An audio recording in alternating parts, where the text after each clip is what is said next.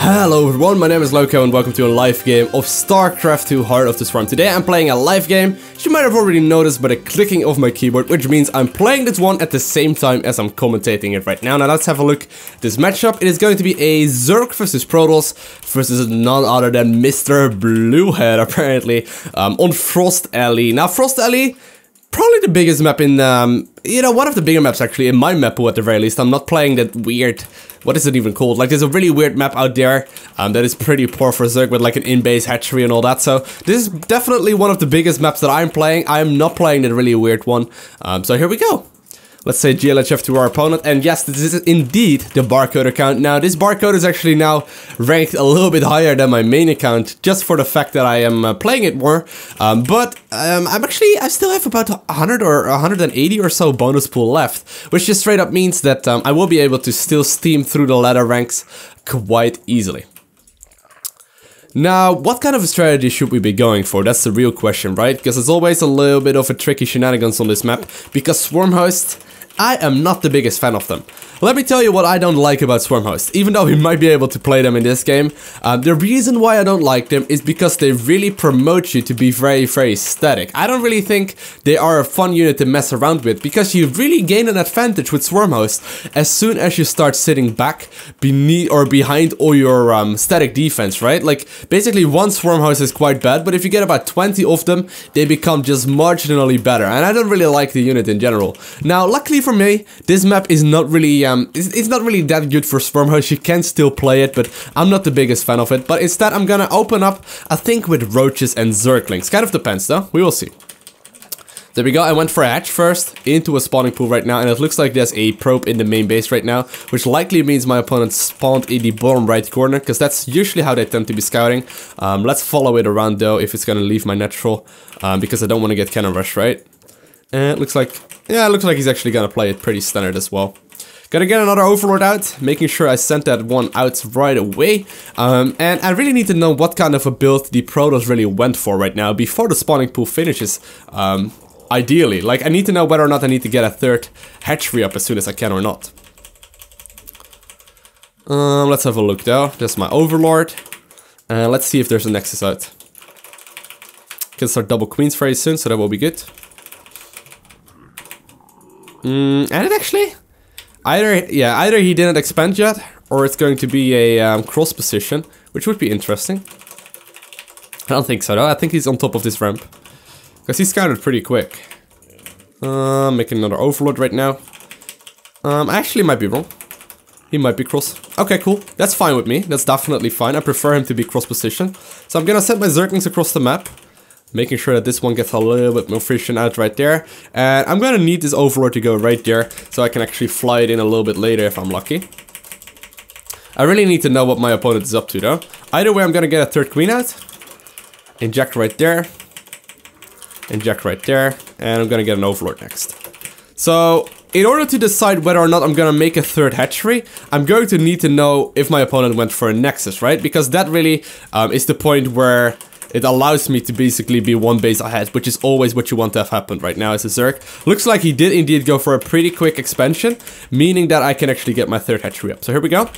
I'm actually glad that it's cross position, that is this way, because cross position just allows a lot easier of a playing time versus Protoss.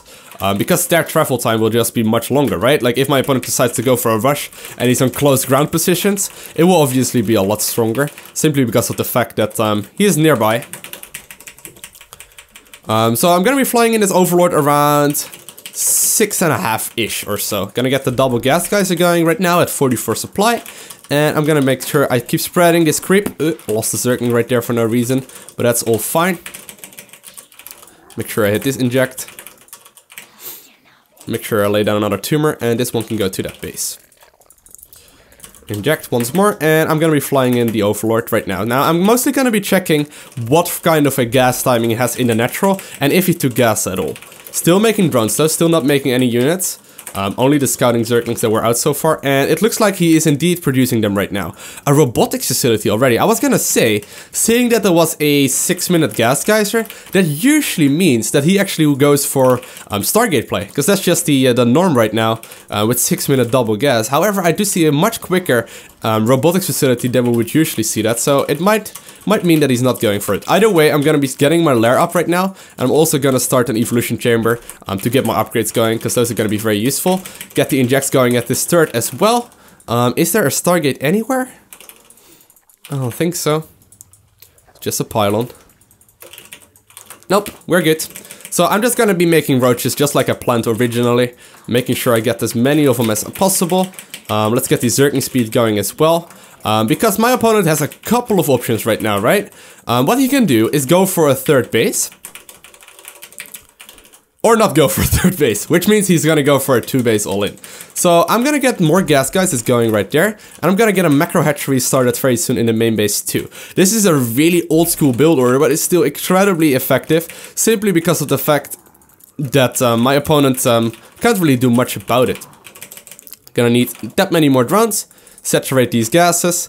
And get my roach speed going. There we go. Let's also get this one into an overseer. And start a couple of overlords right now. So I'm gonna start my roach production very soon. Fixing my hotkeys right there.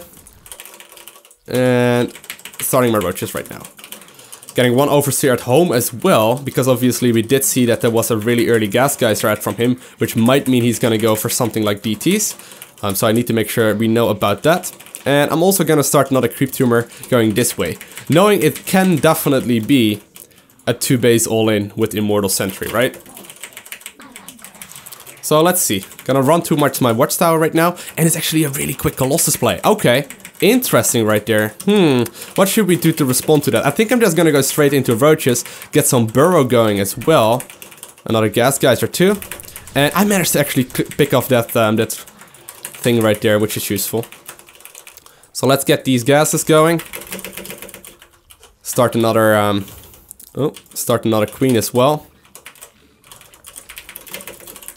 And I kind of need to look around for any kind of pylons he might be scattering across the map. Oh god, oh god, run, run, run, run, run. I just gave him a couple of Zerglings for no apparent reason. Oh god. Ooh, that would be a huge pickup. Nope, not getting it. Need more units, need more units.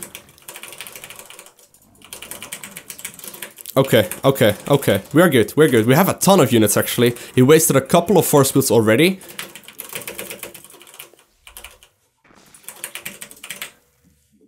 Okay, just producing more and more. Getting burrow up right now too.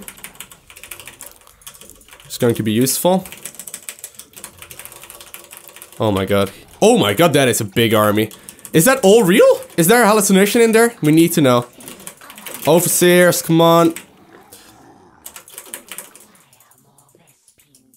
Gonna try and actually surround him if I manage to.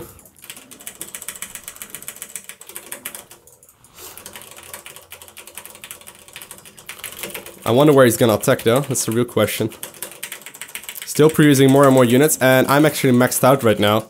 11 minutes 40 seconds, not the perfect one, but still ideal. Okay, here we go, here we go, here we go. Oh. Target fire down. Oh! These force fields are really fucking good. Okay, okay. Okay, nice. Target fire the other Colossus down, producing more and more units as well. And I actually got the second Colossus too. Injects keeping them up right now as well. Making sure I actually keep playing right here. I have Burrow finished up right now too, so that's good. And it does look like I managed to clean that up right now with a pretty good surround right there. Okay, okay, that was nice.